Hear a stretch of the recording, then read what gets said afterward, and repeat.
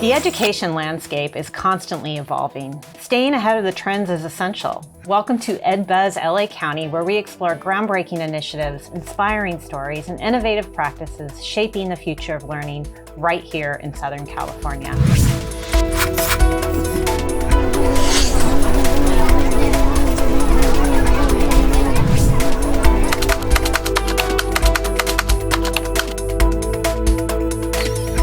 LA County is home to a large, diverse population of multilingual learners.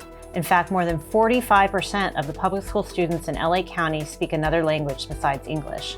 Spanish, Mandarin, Armenian, and Korean are just some of the more than 57 languages spoken by students in LA County. I'm Elizabeth Graswich, and joining me today to explore a new report about how schools can better support these multilingual learners is Dr. Soomin Chao. She's the project director of LACOE's Multilingual Academic Support Unit and the county's regional English learner specialist.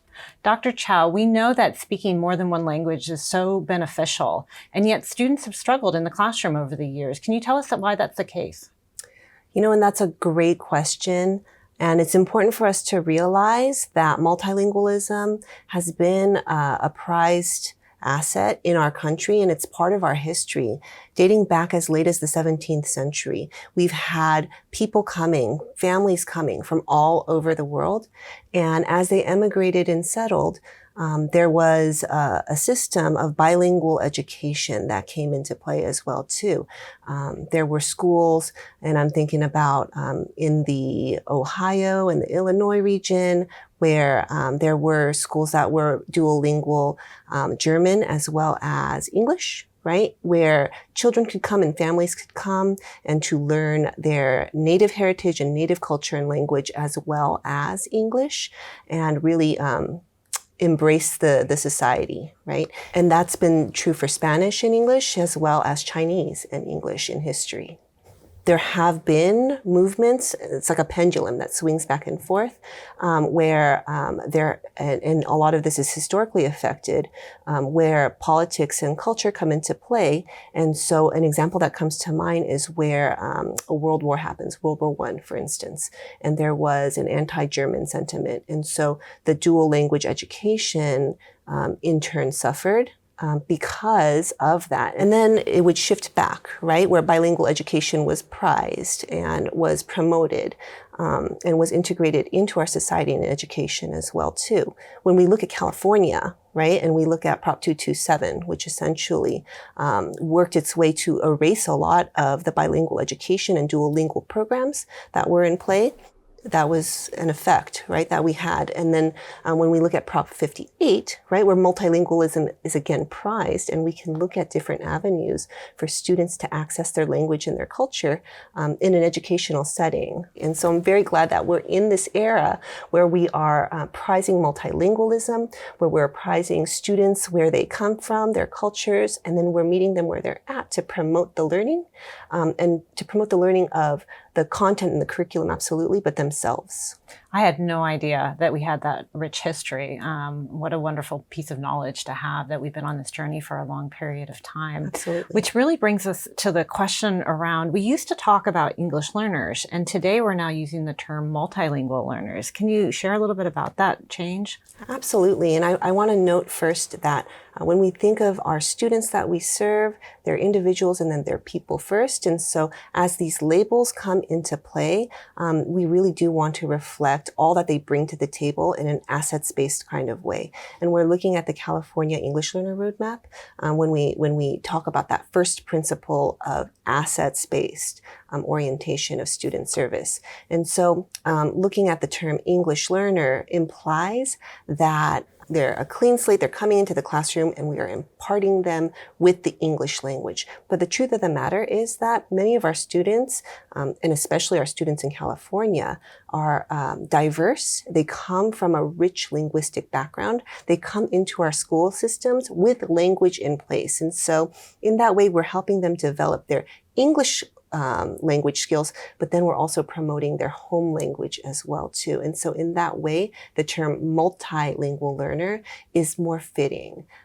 It really just brings to celebration and to highlight what they bring into the educational process and the learning environment. Absolutely. When I first heard that term, I thought this is the term we should be using. We should be celebrating the fact that students have access to more than one language and their journey. When speaking of which, I know you actually came as an English learner into our school system. Can you share a little bit about how that has shaped your journey as an educator? Absolutely, and it's been part of what makes education my calling.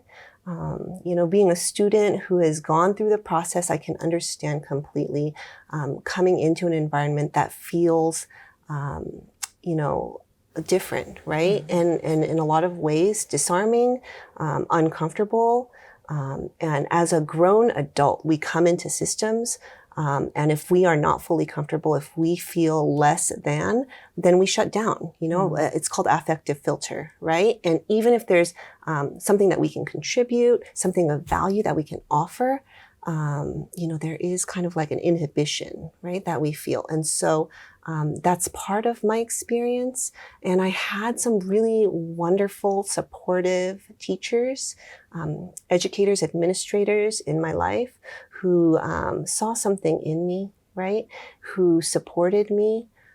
It was less that I was someone who had a deficit who needed to be remedied, and more they saw the potential in me. And so in that sense, I've been able to grow as a result, and it's part of what makes me want to pay that forward, right, in support of the educators as well as the students that we serve in California. Well, and we're so grateful at LACOE that you picked that path and have supported us. You just served as LACOE's lead on a new report that was recently published. Can you tell us a little bit about that report? I would be remiss if I didn't mention that this was absolutely a collaborative effort, and I want to express my appreciation to the Greater Los Angeles Education Foundation as well as our Education First partners who did a lot of the heavy lifting when it came to the white paper. They were the ones who did the literature review, and in collaboration with the LACOE MAS unit, MAS being the Multilingual Academic Support Unit, we worked with districts to really uplift the good that was being done to support students who are multilingual learners in the realm of social emotional learning. And can you tell us what social emotional learning, that term means, and what were some of the findings? Absolutely. And kind of speaking in more simplistic terms, social emotional learning is the way that we as individuals really connect with ourselves, connect with our feelings. It has to do also with an element of self-regulation of emotion and the way that we connect with each other. And, inherently, language is a big part of that. Spoken language, the listening and speaking skills, as well as the reading and the writing. You can't separate the two. And so that's why we felt that this topic was of particular importance. And were there some findings in there that related to our multilingual learners and how we can better support them? Absolutely. And, a lot of it was affirmative in that, we are going in the right path of creating an assets-based approach, creating a culturally and critically relevant approach to connecting with our students on a social emotional level, partnering with families. That was a big finding too, especially in early learning, but across the K-12 spectrum. It's really important to have that partnership. Parents are our first teachers in many respects. And so creating that connection in promoting social emotional learning is important, as well as there was a finding on the importance of really looking at our instruction, really looking at the curriculum that we use as educators, and making sure that there are supports. Currently, there are social emotional learning instructional materials that are out there. There aren't as many direct connections and resources to ensure that our multilingual learners have access. And when we look at the curriculum, it has a lot to do with kind of what we're doing right now. We're having a back and forth dialogue, right? But if that dialogue is happening in English, and English is not my first language, right? My home language is something other than English, then that creates something of a barrier. And so the work has been to seek and create avenues and resources so that our students who are learning English, right, have access to those opportunities so that they can connect, feel like they belong, and engage truly. And so what are some of the recommendations that we've shared with districts about things that they can do to help? Absolutely. There are a few that come to mind. The first is, as I mentioned, to really look at the curriculum, to really see where there are connections for linguistic supports, so that students can engage in the process of connecting with their peers, of reflecting in themselves, of growing and affirming their own identities as multilingual learners, as students, as human beings, right?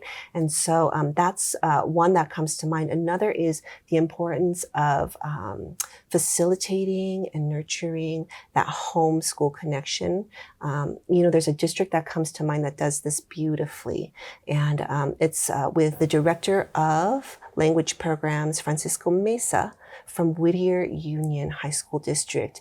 And he's one that I really want to uplift and highlight because his parents actually, interface with the community, with each other, with students, and with administrators at the school sites to meet the needs and to really be responsive. And they're also a highlight in terms of other districts who look to see, strategies that they can model as well in creating that connection. Another one that comes to mind is the importance of cultivating an opportunity for our educators to be multilingual as well, promoting multilingualism in the workforce. So the teachers who are coming up, who are in pre-service, making sure that the students who are coming into our schools see themselves, right? Just look up to their teachers and their administrators and say, goodness, like that could be me, right? And that's uplifting and inspiring as well too.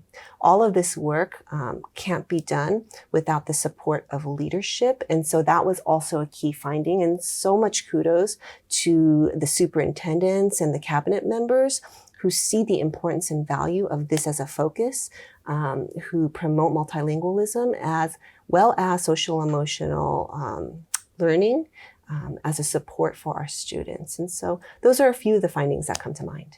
Such wonderful work that we're doing to support our students. From their homes to their classrooms to their communities, multilingual learners enrich the diverse tapestry of LA County. I want to thank Dr. Soomin Chao for sharing more on the research to better support multilingual learners. To read that report, head to our website, lacoe.edu. That's LACOE.edu.